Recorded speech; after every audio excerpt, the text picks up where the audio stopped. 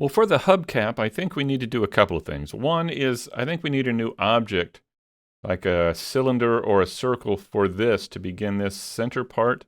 And then maybe for this ridge right here on the outside, maybe we could actually duplicate an edge off of the thing we just created, off of the wheel here. So maybe if I Alt-click this edge, let's Shift-D, enter, and duplicate that, and then separate it out as its own object with the P key, and separate by selection. Now if we tab back into object mode and select it, we can go ahead and remove the subdivision surface modifier for now and the mirror. We don't need that. And let's just pull it out and begin from here. So if we tab into edit mode, well, I think we could begin here and move in, and it looks like it has a little ridge to it.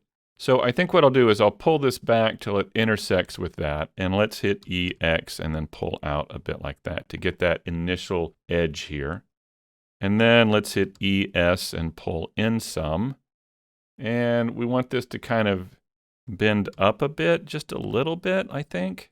So I'll hit ES again, and then let's pull this out in the X-axis just a bit for that. ES once again, like that. And then let's go in EX, bring that in a bit.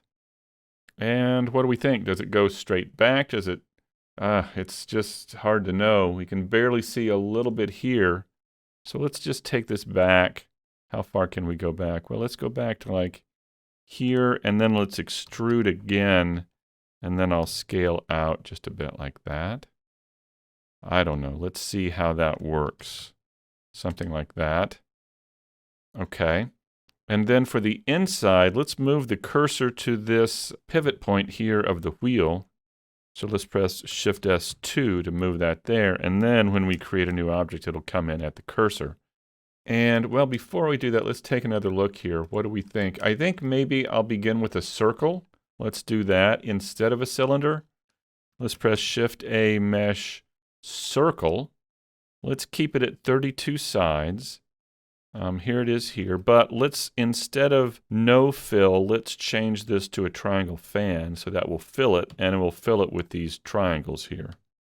All right, so let's now turn it in the y-axis, RY90. Let's pull it out a bit. Let's scale it down. And I'll hit the 3 key and the period key, and let's see how we're doing in terms of the size. I feel like it's quite a bit smaller than that. Let's take it down to about here, and I'm looking at that inside circle right there where the N is. Let's go with that. We should probably pull it back a bit, something like this, because I'm going to come out here. Let's come out. We'll extrude out, but first there's a little curve there. Can you see that? I think there's a little curve on that, so let's just add that here while we're here.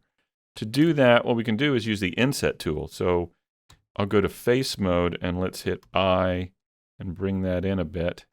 And then I'll just pull out a smidge with the X-axis. And then let's hit I and pull out a smidge. I should come up with another word besides smidge, but I don't know what it is right now. And we'll pull this one out just a bit. And then hit I and bring this in like that. And we'll pull that out just a little bit. There we go. So now, yeah, we've got that little bit of a curve. We could bring these out just a little bit more, I think. Maybe let's select, I'm going to press Control plus, well, and then Control minus. I want these here to bring these out some. Let's do that. Yeah, so we're just beginning to get this little tiny bit of a curve to it. I'll select these with the C key with the circle select tool and just pull them out just a little bit more. All right, I think that's good for now. Once we add a subdivision surface modifier or just smooth it, I think it'll be a whole lot better. Let's tab into edit mode, and now let's begin getting all this stuff out here. It's going to come out some, right? So let's hit E and X and pull out a bit. Then I'll hit the S key and scale out just a bit like that. All right, and then it needs to go back out. So extrude and hit the S key. And it looks like there's a ridge or something there. So I'll hit E and X and pull in. ES, pull out a bit like this. Maybe EX, and then let's pull back out like that. And then let's get this part with the ridges on it. Does that lean? No, I think that's pretty straight. So ES once again, like that. Let's see how we're doing on the size of it. Does that look okay? All right. Now let's start getting this stuff back behind here. And it's kind of hard to tell what's going on, but it looks to me like there's two stair-step kind of levels to this as it goes back. One for the front spokes and one for the back spokes. So let's try and do that. I will hit E and X and bring this back a bit. And then I think what I'll do is press E and S and scale in. And then, yeah, that should be okay. EX, push back a bit. Like that. And then let's do this again. Let's get this ridge behind here. So ES, scale out. Is that too much? Yeah, how about that? All right. And then let's go back with E and X. Let's then press ES and scale in a bit. Maybe about to there. And then we'll go back again with E and X. And then out, ES. And how far should we go here? Maybe I'll bring this out to about here, let's say. Kind of looks like the whole thing could be bigger. Let me see. Yeah, it looks like it comes out a little bit more. So let's just scale the whole thing out just a little bit more like this. See how that works. All right. Should it go back? No. Well, maybe it could go back just a little bit more like this. And then we could probably take this and join them together. So let's press Control J. There we go. And then we could smooth them. Right click, shade smooth. And that's ugly. So let's come down to the object data properties, turn on auto smooth, and that cleans it up quite a bit. Now, I think we're going to need a subdivision surface modifier for this. And the good thing is we're not planning on going outside of Blender for this. It's going to be finalized and rendered here in Blender. So we don't have to worry about keeping the poly count super low as if we were going to be taking it out for a game engine. But it's still quite high. Let's actually see how many polygons we have here. If I come down here to this bottom bar and right click, you can see we've got this status bar and we've got scene statistics, system memory, video memory. Actually, I'm going to come over here and right click to get away from this for a moment. And I think what we want is scene statistics. If we turn this on, now we've got a lot of information down here on the bottom right part of the user interface that tells us how many faces, triangles, vertices, etc. that we have. And we've got, in terms of faces, we've got 127,000 polygons. And I'm okay with that. We're not going to be taking this out, as I said, to a game engine. So I'm not going to worry about keeping the poly count extremely low. But I also don't want the poly count to get extremely high either. Having said that, I feel like then this could be smoothed and add more detail to it. I don't think we're going to overdo things if we add subdivision surface modifiers to the hubcaps, because as we add subdivisions, we add polygons. But I'm going to go ahead and go back to the modifiers panel and add a subdivision surface modifier here. I'll increase the viewport levels to 2.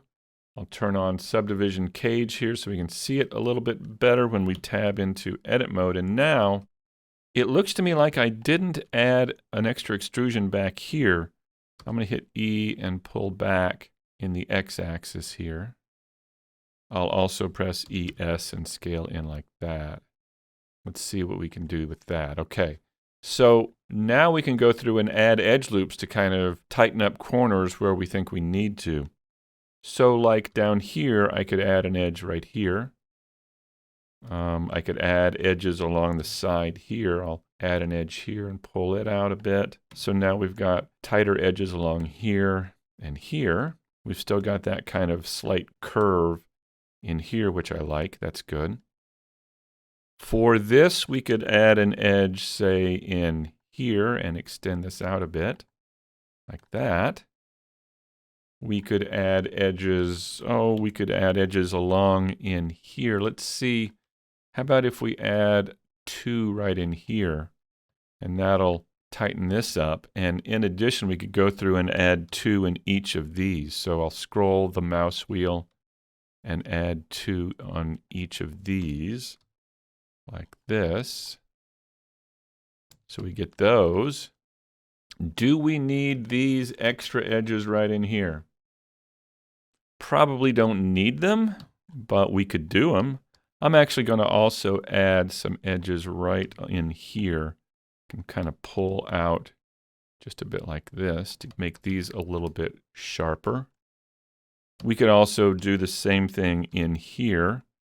Add edges in here to make these a little bit sharper if we wanted to. And so, okay, so this area in here, do we want to add these? What do we have? 1, 2, 3. Well, we could add 2 more. Let's try this. We add 2 more in here, like this, right? Then we go to edge mode and we select this edge, and this edge. And then we can bevel these with Control B and pull out a bit. And we don't have any edges in the center there. That's good. So what we can do is once we pull out just a little bit, say right about here, we can extrude in. Hit EX and push in just a bit. Now, what do we have here? All right, that's not terrible, but we could also tighten up those edges around these. So right in here and here, here, here, here and here, and maybe here and, well, let's try that right there. Let's see how these work. So recall to crease these, we can press Shift E and pull out a bit like this until we get edges that we think we might like, maybe about like that. Let's try that. Yeah, actually that's pretty good. We've got 3 edges there now. All right, so we have the beginnings of our hubcap. Now we just need to go through and add those spokes. So that's coming up next.